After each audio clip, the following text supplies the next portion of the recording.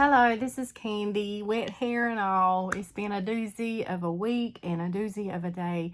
And so I had a little bit that I wanted to put together, and it's just been so crazy. So this video is going to be a little short and sweet, and I pray you will forgive me for this one. But I think it's pretty good. It's talking about the first little while from Adam through Joshua, and it's just little bits and pieces. And so I started this little see my cute little book I got. It was only like $6 from Walmart. Started me some little notes here. Not sure you can see them, but the storyline of the Bible is an interesting one. Is something that, you know, it's not new to me, but the understanding of it is kind of new to me. Always been curious about it, but the way I used to study the Bible, it hindered me from understanding how it flowed. So over the last 4 or 5 years, I changed my study habits gradually from one way to studying whole books of the Bible now. And so I have found that works better for me in having a deeper understanding of God and His Word. And so I want to just run down. Adam is, God created mankind in the beginning, Genesis, okay? And then we see in Genesis chapter 3, the fall occurred. But man is God's creation and created in God's likeness and His image. And man fell, but God still loved us and wanted to have a relationship with us. So, but things got so bad until everything was just blitzing there. And so God decides, I'm just going to wipe them all out, and He sends a universal flood. But He preserved Noah and his family on an ark. And so God chose one man's family to start over with after the universal flood. And then fast forward, I know we forwarding through a whole lot. Woods and trees, y'all. We can't get all the little bits and pieces in just a few minutes. And so that's what the Bible did. So we fast forward, we got Abraham. God calls Abraham to become the father of a nation that He is going to put together, Israel. And God calls Israel in one place in the Word His son. And He's not just talking about Jacob, the one who He changed his name to. He's talking about His nation that He birthed, okay? And after Abraham, I'm going to throw Joseph in there because he is very important. And God sets Joseph up in a position to save the lives when it's a time of a great famine on the earth. And Joseph is an important player in the storyline of the Bible. And then you fast forward some more and you got Moses. And God calls Moses to lead them children out of Egypt's bondage. And so Joseph, Moses. Then we got Joshua. And God calls Joshua to lead the children into Canaan, the promised land. And so I'm going to read a few scriptures here. Genesis 2 and verse 7. And the Lord God formed man of the dust of the ground, breathed into his nostrils the breath of life, and man became a living soul.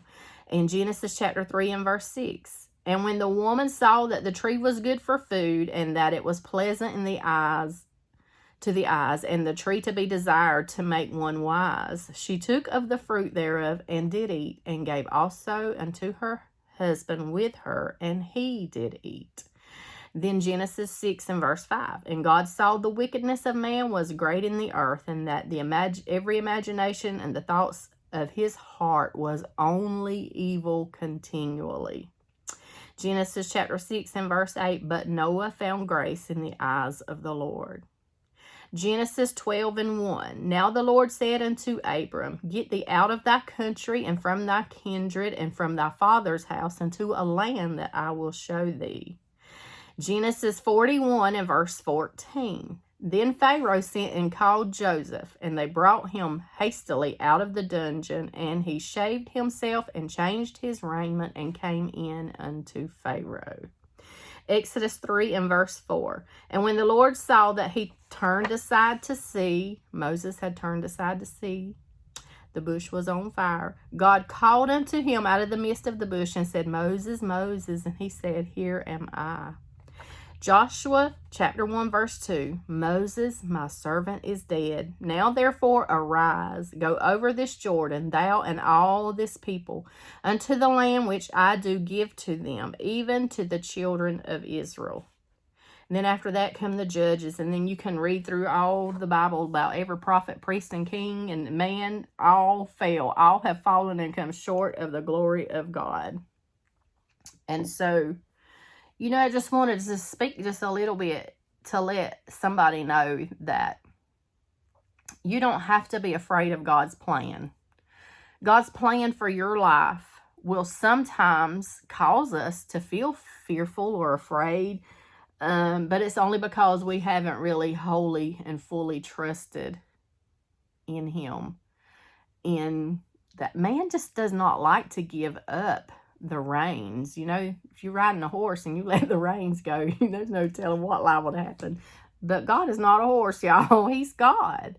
He is the creator of it all.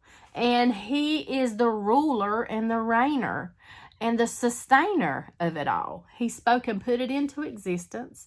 He knows right where every star is, and He called them by name, and He knows every grain on the seashore and every leaf on every tree. He knows that all, every hair on your head is numbered. He's God. He knows your thoughts before you even you ain't even thought them thoughts. Tomorrow ain't even got here yet, and He knows them before you think them. He's eternal. He's sovereign. He's everywhere in all places at all times. Hears everything, knows everything, sees everything.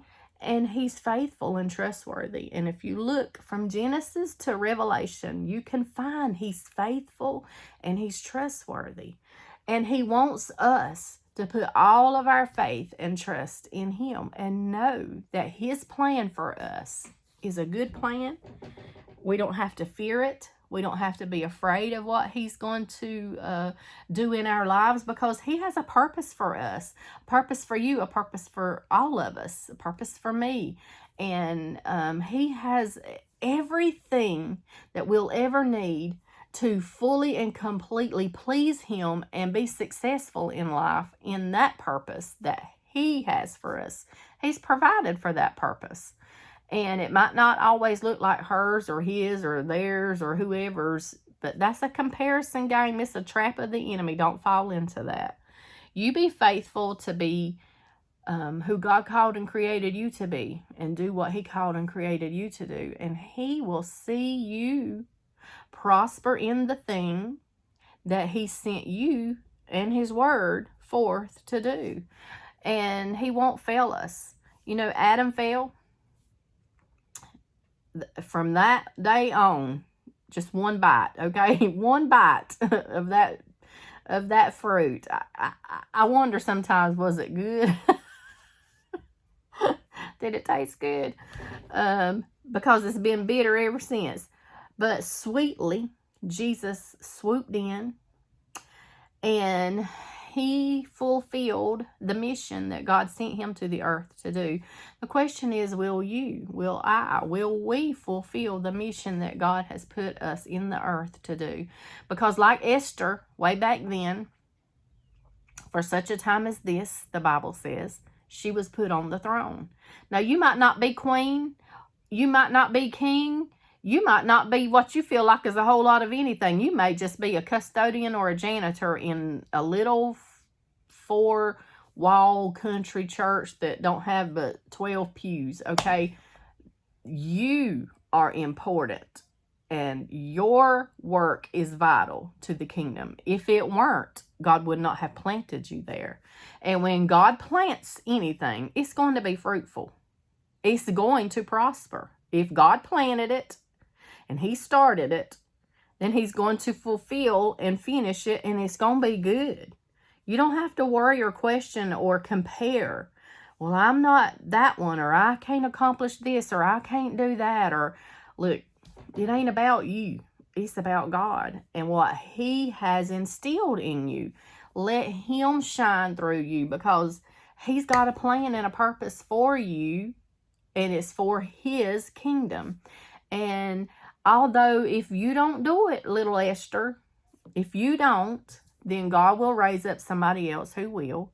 I heard somebody say one time that there was I can't remember how the story goes or who told it or anything, but there was this person who had this position, and they were feeling pretty good about it or whatever. And in a roundabout way, the Lord had to let them know you was not the first choice. He was just the only one who said yes and actually went forward. So, it's not about us. It's about Him and who He is in and through us, and who He has purposed you, created you, gave you breath and life to be, is a beautiful thing. So be you, and be uniquely you, and be all. Don't put yourself in a shaped and molded position that pleases this one, that one, or the other one. You do what pleases the Father, and you let Him tend to the results. You obey, leave the results up to Him. And so, that's just a little short rundown of the story of the Bible. I like to do that sometimes from time to time to remind myself that everything's going to work out in the end exactly as it's. Don't get lost in the middle and in the meantime and in the in-between time. Do not get lost in the middle, because He's ABC and He's XYZ and He's LMNOP, okay? He's got it all figured out, and it's all going to work out. And you just have to learn to be obedient and trust Him and go forward in Him, and know that, God did. He created man. Adam fell. Noah was the one He started over with, but Noah wasn't perfect.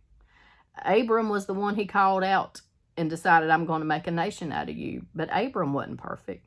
Joseph wasn't perfect, but God worked on Joseph. And God worked on Abram. And Moses wasn't perfect, but God worked. He worked with and on and through them. And then Moses left Joshua in charge. And then after Joshua didn't leave anybody in charge. And so we got stuck with the judges. But anyways, God's faithful. He raised up judges in a hard time, in a dark time, in a chaotic time, when people just did whatever they wanted to do and however they wanted to do it. But at the same time, Ruth and Boaz and all that story was playing out in those days when every man did that which was right in his own eyes. God still has a man in place. He had Boaz in place, and He was able to bring in people from outside. Outsiders. We like to keep them outside, but God brought them in. God brought Rahab in. He brought Abram in. He brought Ruth in. He brought you in, and He brought me in. And in the end, let's make sure that we stay in the good graces of God. Till next time, toodles.